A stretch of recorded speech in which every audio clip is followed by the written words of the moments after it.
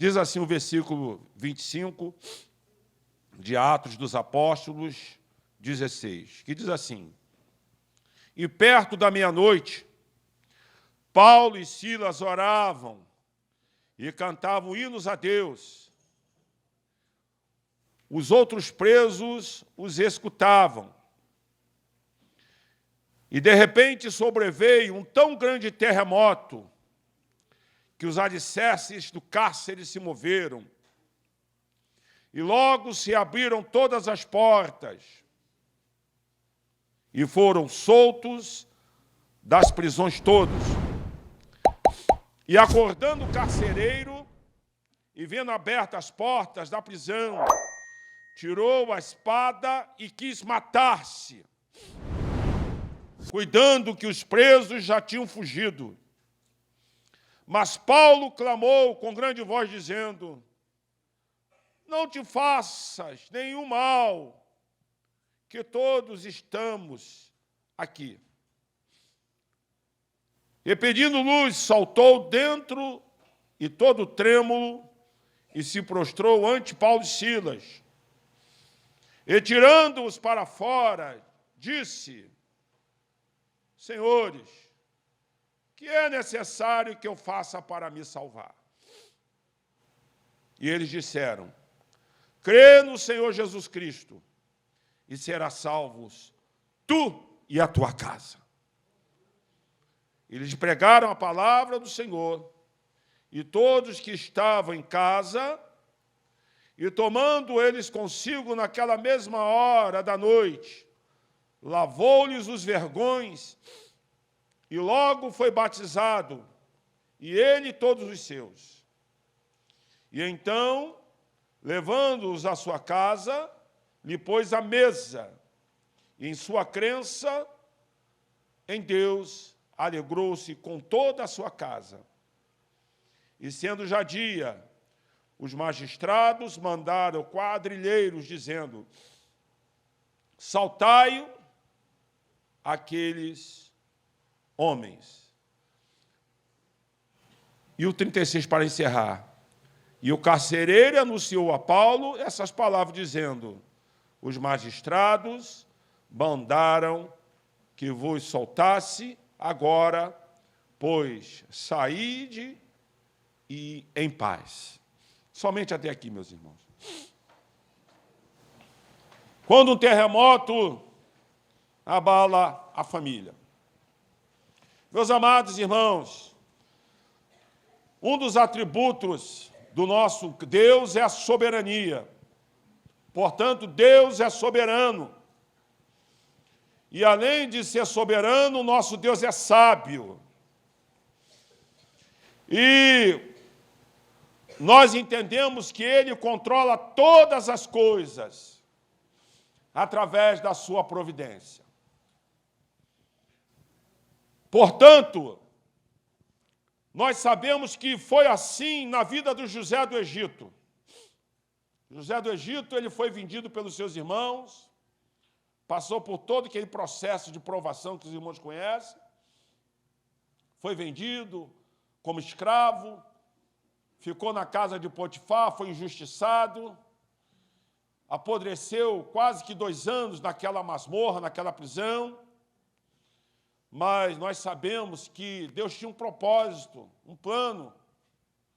E no final do livro, quando ele se dá a conhecer aos seus irmãos, ele chega a declarar que o mal que eles intentaram, ou seja, que os seus irmãos intentaram contra ele, José disse que Deus transformou em bem.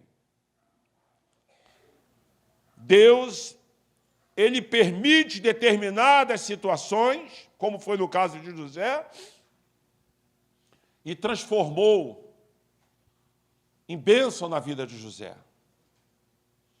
E quando nós olhamos essa passagem aqui, irmãos, nós vemos que também foi na vida de uma família, a família daquele carcereiro. Por quê? O contexto diz que Paulo e Silas, pelo fato deles terem expulsado um demônio de uma mulher que adivinhava, que dava lucro aos seus senhores, eles foram lançados no cárcere. Interessante, né, irmãos? A pessoa, quando é cheia de Deus, ainda que seja injustiçado, ainda que seja perseguido, ainda que seja maltratado, ao invés de ficar reclamando e murmurando, vai buscar a Deus em oração e cantando. Que coisa, né? Porque quando Paulo e Silas foram lançados, porque o texto diz que após ele expulsar o demônio daquela mulher, aquela mulher parou de dar lucro para aqueles comerciantes, e ali eles ficaram muito revoltados e mandaram prender Paulo e Silas. E diz o texto sagrado, irmãos, que perto da meia-noite, Paulo e Silas estavam orando e cantando hinos a Deus. Talvez você esteja passando por uma grande tribulação, ou por uma prova. Mas peça graça ao Senhor, ao invés de murmurar, ao invés de se lamentar, comece a orar e cantar louvores a Deus, porque os terremotos começarão a acontecer. Oh, aleluia! Porque diz o texto, irmãos, que perto da meia-noite, diz o verso 26, que sobreveio um tão grande terremoto, que os cárceres se moveram, e logo se abriram as portas, e foram soltos da prisão todos. Oh, aleluia! Aconteceu aquele grande terremoto, e ali, irmãos, olha, balançou tudo. Quem crê que o nosso Deus não opera milagre, dá um glória a Deus. Aleluia! Oh, glória! Inclusive, o nosso bispo Jamir, ele está tão assim impressionado com a questão dos encontros com Deus. Ele disse que teve um encontro com Deus numa determinada região lá em Minas Gerais. E aí, quando os irmãos que saíram do encontro com Deus passaram em frente, uma igreja pagã, não precisa nem falar o nome, né? Uma igreja que se entrega ao paganismo, né? E com aquele grupo passou o presbítero João, que a igreja pagã se rachou de cima e embaixo. Eu falei, meu Deus, esse negócio de encontro com Deus é forte, porque o nosso Deus é poderoso. Você crê que o nosso Deus é poderoso? Por isso que vai vir o encontro com Deus aí, você aproveita para ir, porque o negócio é forte.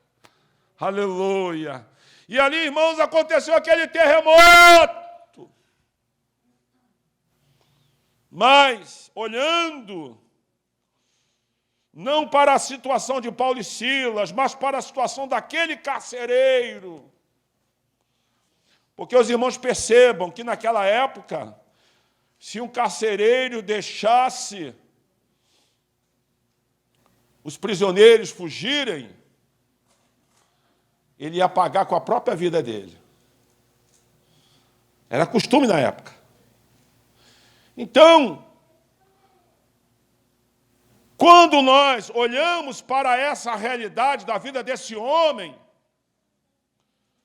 nós podemos declarar e entender que Deus permite um terremoto com o propósito de salvar toda a família. Deus permite um propósito.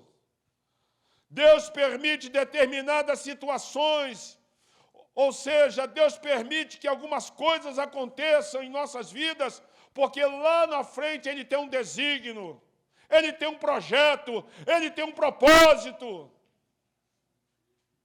E só tem testemunho para contar, irmãos, quem já passou por grandes lutas, quem já passou pelo deserto. Só tem vitória para contar quem já passou na prova, quem já passou por tribulação. Aleluia! Talvez você não está entendendo o processo que você está passando, mas preste bem atenção. Deus, muitas das vezes, Ele permite determinados terremotos em nossas vidas, porque, de fato e de verdade, Ele tem propósito. Ele tem propósito.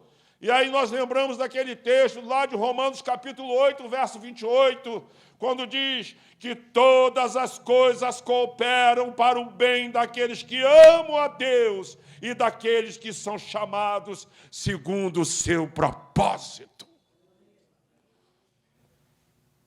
Agora, o que de fato nós podemos aprender no tocante ao propósito do Senhor em salvar uma família após um grande terremoto? Nós vamos ver, irmãos, eu vou tentar ser breve nessa mensagem, porque se nós fôssemos debulhar, Gabriel, nós teríamos muitas nuances aqui nesse texto. Mas eu gostaria de me deter, então somente 3 lições que nós podemos aprender, ou seja, aqui essa passagem nos ensina no tocante de como Deus, após um terremoto, Ele pode abençoar e salvar uma família. Então, a primeira lição que nós aprendemos aqui, irmãos, é que decisões com base em emoções mal refletidas podem prejudicar toda a família. Vou repetir essa grande verdade, que é uma grande lição. Decisões com base em emoções mal refletidas podem prejudicar toda a família. Foi o caso do carcereiro. Ele, quando viu que os presos estavam libertos, o que ele pensou? Caramba, como dizia um amigo da infância, um colega de infância, ele dizia que quando a coisa... Hoje, muita gente diz assim, deu ruim, né? O negócio ficou brabo. Ou, na época, ele dizia assim, rapaz, botava a mão na cabeça, ele que era carroceiro, o presbítero Vanderlei, ele dizia, azedou a boca da égua. Deu ruim o negócio. Ou seja, o carcereiro, quando viu que os presos saíram, ele pensou, tomado pela emoção ali, ele refletiu mal. Por quê? Ele decidiu se matar, se suicidar. Porque olha o que diz o versículo de número... Olha o que diz o versículo de número 27. E acordando o carcereiro, vendo abertas as portas da prisão, tirou a espada e quis se matar-se. Ele quis adiantar o processo. E às vezes acontece isso com nossas vidas, irmão. Nós estamos passando por determinados terremotos ou tribulações. O que o diabo sopra? Fazer besteira.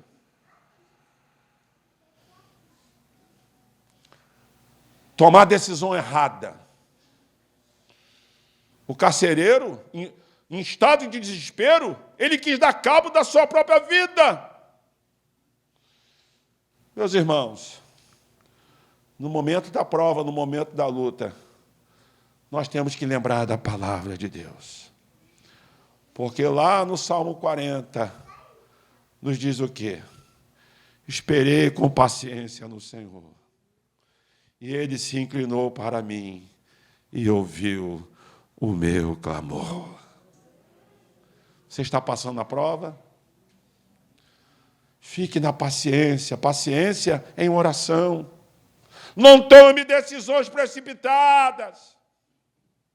Esperei com paciência no Senhor, irmãos. Muitas das vezes a nossa vida é assaltada de situações e nós não podemos nos entregar ao desespero. Nós temos que buscar o Senhor em oração, irmãos. Nós temos que buscar a direção do Espírito Santo. Porque, irmão, nós aprendemos por que Deus permite determinados terremotos em nossas vidas. Eu me lembro que certa feita, na minha vida, eu estava passando uma grande prova. E eu vi um pregador, por isso que a gente tem que recorrer à palavra de Deus, irmão, à oração, às coisas de Deus, para não tomar uma decisão na base da emoção mal refletida. Eu me lembro que quando Eu estava numa prova tão grande, eu me lembro que fui ouvir uma mensagem, e eu só me lembro das duas verdades que o pregador pregou na época. Me lembro que o tema da mensagem era assim, a fornalha da aflição. E ali ele aplicou, e eu nunca mais esqueci, dizendo, por que que Deus permite que nós passemos por determinadas fornalhas, ou determinadas aflições, ou determinados terremotos? Primeiro, eu me lembro, para provar que tipo de crente nós somos. Que tipo de crente nós somos? Qual o nosso caráter? Foi o que aconteceu com Jó. Quando Satanás, ele chegou diante de Deus, o que ele disse? Olha, Deus, você tem abençoado Jó, mas tira tudo que ele tem para ver se ele não vai blasfemar contra ti. Como dizia meu colega Barbosa, lá na Casa Bahia. Ele vai roer a corda, ele não tem caráter, não é crente verdadeiro. Ou seja, Deus permite determinadas provas, não foi o que aconteceu com Abraão? Abraão foi provado, melhor dizendo, pelo Senhor, quando o Senhor pede o seu filho Isaque em sacrifício. E quando Abraão, ele não titubeou, quando ele ofereceu o seu filho em sacrifício, quando ele ia oferecer, na hora que ele ia descer o cutelo, o Senhor diz, não, Abraão, agora eu sei que tu me temes, que tu me amas. Então Deus permite determinadas provas em nossas vidas, para ver se nós não vamos roer a corda, para ver que tipo de crente nós somos. Porque tem crente, irmãos, que quando a prova chega, ele até insulta, ele fala palavrão, ele xinga, ele murmura, fala mal da igreja, fala mal do pastor, e tanta coisa. Fala mal dos irmãos, bota culpa em todo mundo, bota a culpa em Deus, mas não olha para dentro de si para refletir que ele pode se humilhar e buscar o Senhor em oração. Então Deus permite determinados terremotos, determinadas provas em nossas vidas, para saber que tipo de crente nós somos. Mas eu me lembro que naquela pregação, aquele pregador falou o seguinte, olha, uma segunda razão pela qual Deus permite determinadas provas ou determinadas provações é porque também depois de uma grande prova veio uma grande bênção. Quem crê que depois de uma grande prova veio uma grande bênção? Não foi o que aconteceu com Jó? Jó perdeu tudo, mas depois Deus o restituiu, né, irmãos? Dobrado. Aleluia! Oh, glória! José entrou na prova com seus irmãos, entrou no Egito, e depois Deus o constituiu como governador do Egito. Então diga para o seu irmão que está do seu lado, aguenta firme aí. Porque depois de uma grande prova, veio uma grande bênção. Você crê nisso, Felipe? Quem quer levante sua mão à esquerda do coração, dê um glória a Deus aí bem forte. Depois de uma grande prova, veio uma grande bênção. Então Deus permite determinados terremotos na família, porque para saber que tipo de crente nós somos e que também depois de uma grande prova, vem uma grande bênção. Mas essa passagem também nos mostra basicamente uma segunda lição.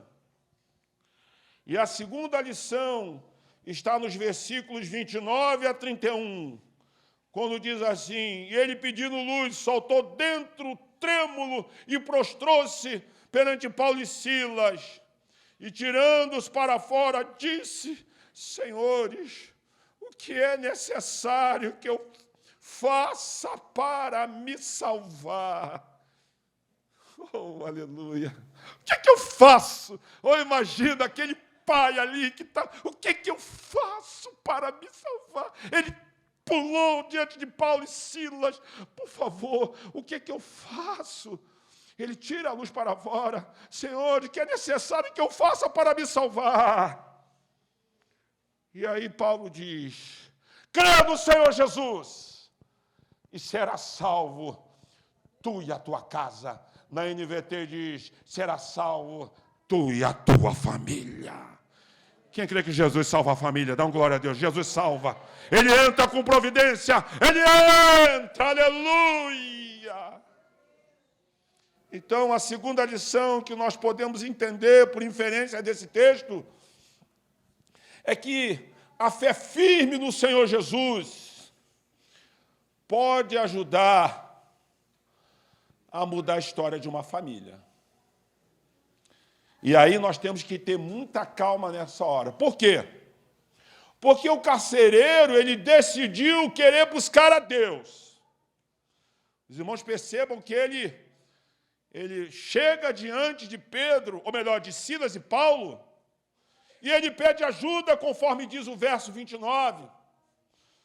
Senhor, o que eu faço para me salvar? Ou seja, como diz o verso 30, ele teve interesse. Então, irmãos, uma fé firme, uma fé firme, uma fé concreta, ela pode ajudar a mudar a história de uma família, porque aquele carcereiro ali, ele poderia simplesmente, o negócio já está estragado mesmo, então, dane-se, né? Dane-se. Tem muita gente que... Eu tenho visto gente chorar lágrimas de sangue por causa do dane-se. O negócio já está estragado mesmo. Certa feita eu fui aconselhar um determinado cidadão que estava com problema na família. Aí eu falei, rapaz, como é que está a questão lá? Ele falou assim, não, já está. Aí eu não usei até a ilustração. Como é que está? Está usando como simbolismo lá da saúde. Está na sala amarela, né? Ou na sala vermelha. Sabe o que ele disse? Que nada, já está até na preta.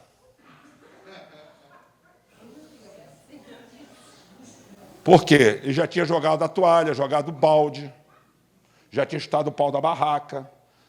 Decidiu não lutar mais pela sua família. Mas esse carcereiro não. Brotou a viva fé no seu coração. Ele disse, o que eu faço? O que eu faço para salvar a minha família? O que eu faço? Irmãos, uma fé firme, verdadeira no Senhor Jesus pode mudar a história. Porque Paulo ali, irmãos, olha, aqui nós temos que ter muita calma nessa hora. Porque nós não vamos ser irresponsáveis, teologicamente falando, e dizer que toda pessoa, todo pai, toda mãe que toma a decisão de servir a Jesus com fidelidade, com sinceridade, não quer dizer que obrigatoriamente seus filhos vão se converter, não. Senão a gente estaria forçando barra no texto, seria fora de realidade. Quando eu falo de possibilidade, porque existe a possibilidade. Por quê? Quando o pai ou a mãe costuma se consagrar em oração, dá bom testemunho dentro de casa, quando há tratamento, quando há atitudes positivas, aí a possibilidade é muito grande, porque os filhos vão vendo o exemplo do pai, vão vendo o exemplo da mãe, aleluia! E aí, irmãos, uma fé firme pode sim, pode mudar a história de uma família. Foi o caso desse carcereiro aqui, porque, irmãos, ele demonstrou uma fé firme, concreta no Senhor. E a palavra de Deus é clara ao dizer que, se tu creres, tu verás a glória de Deus. Aquele pai acreditou. Quem crê que Deus pode mudar as situações? Ele pode, irmãos. Ele pode mudar situações através da fé, porque diz a palavra de Deus que a fé é o firme fundamento das coisas que se esperam e a convicção de fatos que não se veem. E os evangelhos estão cheios de personagens, de pessoas como aquela mãe que a sua filha estava moribunda, estava endemoniada, estava oprimida. E ali diz o texto sagrado que ela foi gritando, ela foi pedindo a Jesus e falando, Senhor, essa mulher, ela está gritando, ela está pedindo pela sua filha. Aí Jesus fala para aquela mulher assim, diz assim, ó mulher, eu não fui enviado senão as ovelhas perdidas da casa de Israel. E ela continua dizendo: Senhor, socorre-me. Senhor, socorre-me. Aí Jesus diz assim: olha, eu não fui enviado, não é lícito pegar o pão dos filhos e levá-lo aos cachorrinhos. Mas aquela mulher cheia de fé, o que ela disse? Se humilhou, né, irmãos? Ela se humilhou. Ela se humilhou. E ela disse assim: Senhor, é verdade, mas os cachorrinhos, eles comem das migalhas que caem da mesa dos seus senhores. A fé de uma mãe, né, irmão? Oh, aleluia. Por isso que diz aquele ditado popular que nós conhecemos: mãe de joelhos, filhos de pé, aleluia. Aquela mãe suplicou, aquela mãe se humilhou, aquela mãe mostrou uma fé firme no Senhor Jesus. E diz a palavra do Senhor que o Senhor Jesus se admirou e disse assim: ó mulher, grande é a tua fé. Seja feito para contigo como tu desejas. E ali a filha daquela mulher foi curada e liberta para a glória do nome poderoso de Jesus. Você crê que Ele pode salvar? Ele pode, irmãos! Então a fé firme no Senhor Jesus, porque Paulo diz aqui: olha, crê no Senhor Jesus, será salvo tu e a tua casa. E a terceira e última lição que essa passagem nos mostra, irmãos, nós já estamos finalizando, né? Essa é a última lição que nós aprendemos com essa passagem. Essa terceira lição é de que a verdadeira conversão a Cristo traz muitas alegrias no seio de uma família. Quando há uma verdadeira conversão, porque aquele carcereiro ali, irmãos, ele demonstrou evidências de uma genuína conversão, porque diz o verso 33, observe o que diz o verso 33. E tomando-os ele consigo naquela mesma hora e mesma noite, lavou-lhes os vergões, e logo foi batizado ele e todos os seus. Ora, preste atenção, irmãos, aquele homem se converteu mesmo, sabe por quê? Olha a evidência.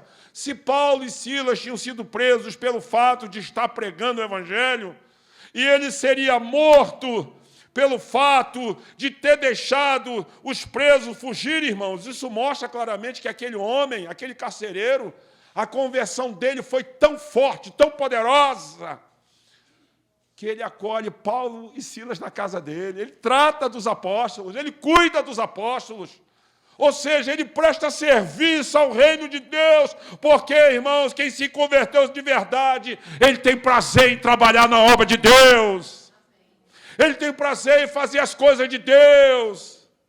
Aquele homem acolhe ali os apóstolos, e diz o texto que ele cuida, ele faz ali curativo em Paulo e Silas, e tem mais, ele pede o batismo, ele foi batizado, mesmo sabendo que haveria a possibilidade dele até mesmo ser preso ou ser morto, pelo fato de estar acolhendo um presidiário. Aquele homem se converteu de verdade. Ele se converteu de verdade. E ali diz o versículo de número 34. Observe o que diz o versículo 34. E então, levando-os à sua casa, lhe pôs à mesa. Oh, aqui dá até a ideia do Gessel, né? Oh, aleluia. Gessel, ele fez um Gessel ali, ó. Pôs à mesa.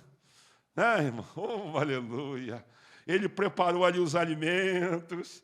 Oh, aleluia. E diz o texto sagrado que ele pôs à mesa e na sua crença em Deus alegrou-se com toda a sua casa.